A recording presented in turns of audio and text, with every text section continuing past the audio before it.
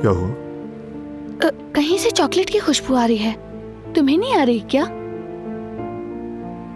नहीं, मुझे तो कोई खुशबू नहीं आ रही।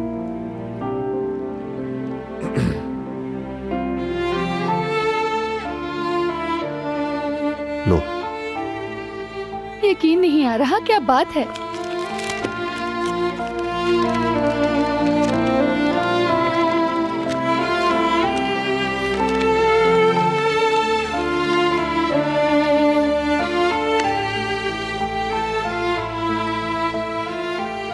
तुम खाओगे?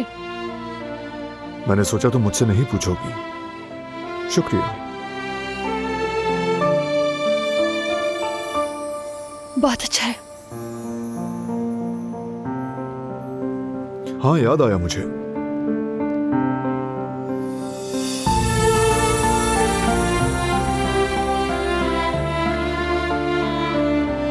बाग का सबसे खूबसूरत फूल है ये।